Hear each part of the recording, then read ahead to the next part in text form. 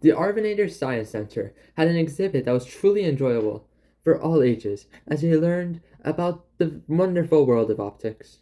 The exhibit was interactive while teaching the people many different things on how optics work in our world. The exhibit of theirs had a large wall with the electromagnetic spectrum on it, showing the different types of radiation, and also showed what the electromagnetic spectrum is and how it works. The second thing they had was a hall of mirrors that made this person stand in front of them, obviously, and portrayed them in different ways as being fat or skinny. And this showed the correlation between lenses. At the end, if the people still didn't understand, there was a large wall that had all the information about lenses on it. The third interactive activity they had was a small video and matching section that tested the people's knowledge after they watched the video. Simple, really. The last interactive thing they had were two pair of glasses that had lenses for both nearsightedness and farsightedness, and showed the difference between them and how they fix nearsightedness and farsightedness. Now we will hand it over to our senior scientist, Chief Ashraf Hakimi, and he will say what he learned from this exhibit. The electromagnetic spectrum is a range of all types of EM radiation. EM stands for electromagnetic, and it spreads out as it goes. The visible light that comes out of our house is also an example of EM radiation. Radiation is energy that moves and disperses as it does. Microwaves, infrared light, ultraviolet light, X-rays, and gamma rays are some examples of EM radiation that make up the electromagnetic spectrum.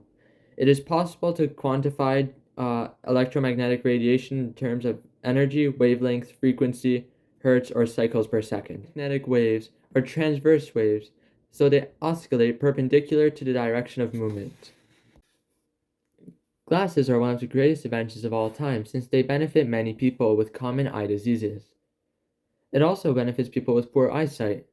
The most common issues are myopia and hyperopia, which stand for nearsightedness and farsightedness. We use lenses in order to fix this because they have refractive properties and allow light to enter the eye. If we use reflective surfaces such as mirrors, this wouldn't be the case and it wouldn't work.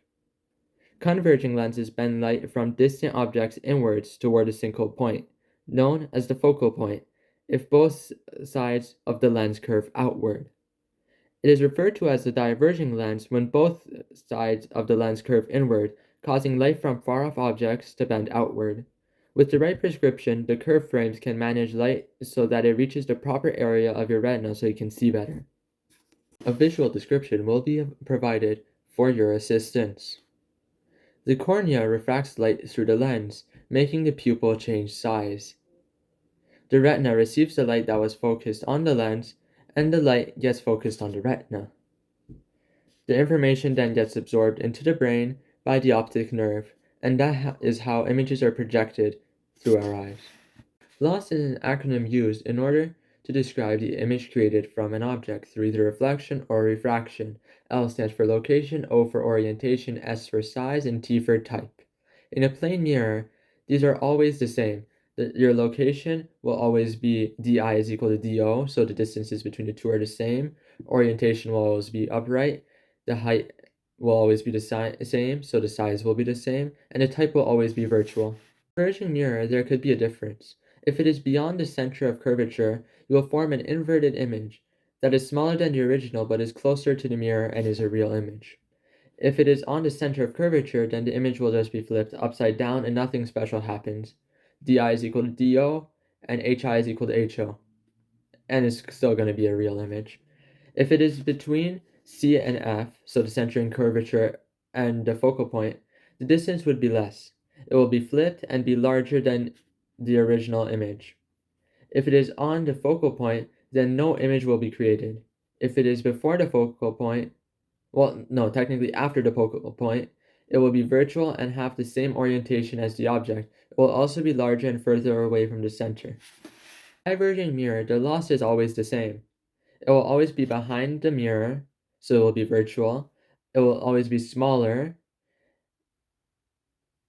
and it will create an inverted image. It is also important to know that it will have the same orientation as your object.